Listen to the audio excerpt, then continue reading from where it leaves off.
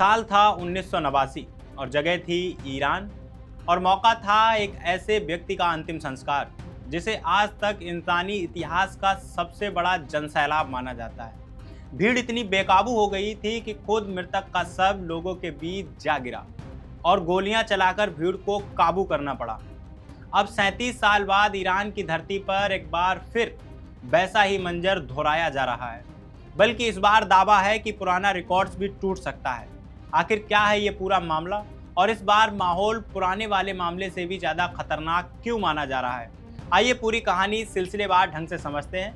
नमस्कार, मेरा नाम है फैसल और आप देख रहे हैं द हिंदी टॉप। चलिए सबसे पहले चलते हैं 1989 की उस घटना पर जिसने इतिहास में अपनी जगह बना ली। उस साल ईरान की इस्लामिक क्रांति के जनक और देश के पहले सर्वोच्च नेता आयतुल्लाह रुहुल्लाह खुमैनी का निधन हुआ था।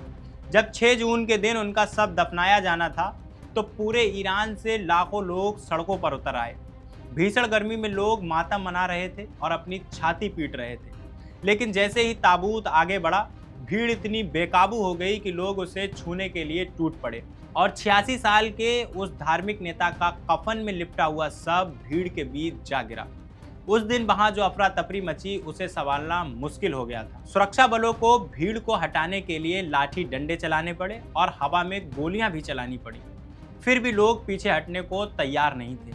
शुरुआती रिपोर्ट्स के मुताबिक उस दिन कम से कम 8 लोगों की जान चली गई थी और करीब 11,000 लोग घायल हुए थे। हालात इतने बिगड़ गए थे कि दफनाने का पूरा कार्यक्रम ही टालना पड़ा। आखिरकार Guinness book of world record ने इसे इतिहास का सबसे बड़ा अंतिम संस्कार माना, जिसमें उस वक्त ईरान की कुल आबादी का करीब छठा हिस्सा यानी करीब 1 करोड़ 20 लाख लोग शामिल हुए थे। अब आते हैं मौजूदा हालात पर, जो इस कहानी को और ज़्यादा गंभीर बना देता है। दरअसल इस साल फरवरी में शुरू हुए ईरान इजराइल युद्ध के पहले ही दिन 28 फरवरी को इसराइल और अमेरिका के हवाई हमलों में ईरान के मौजूदा सर्वोच्च नेता आयतुल्लाह अली खामेनी मारे गए।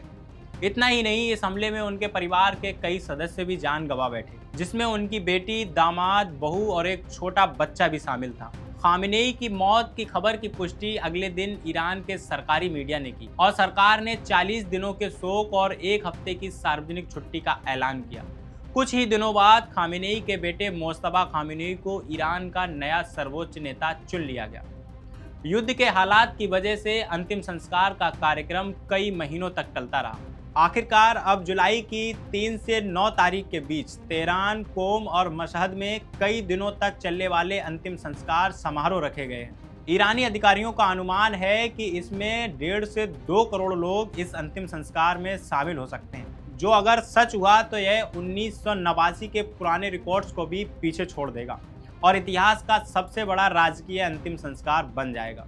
लेकिन इस बार सिर्फ भीड़ का बेकाबू होना ही खतरा नहीं है, बल्कि सुरक्षा को लेकर भी बड़ी चिंता जताई जा रही है।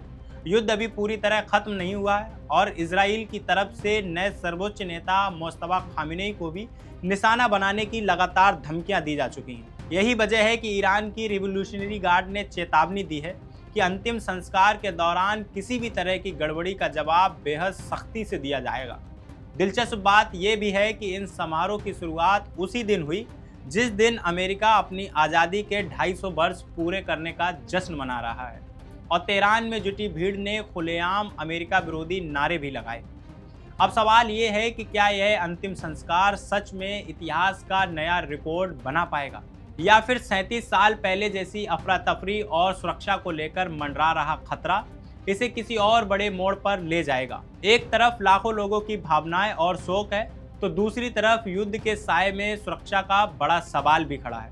दुनिया भर की नज़रें इस वक्त तेहरान पर टिकी हुई हैं और इस सब पर आप क्या सोचते हैं हमें कमेंट में ज़रूर बताइए। और अभी तक आपने हमारे चैनल द हिंदी टॉप को सब्सक्राइब नहीं किया तो सब्सक्राइब कीजिए और हमें social media platform Facebook, Instagram और एक्स पर फॉलो करना मत भूलिए।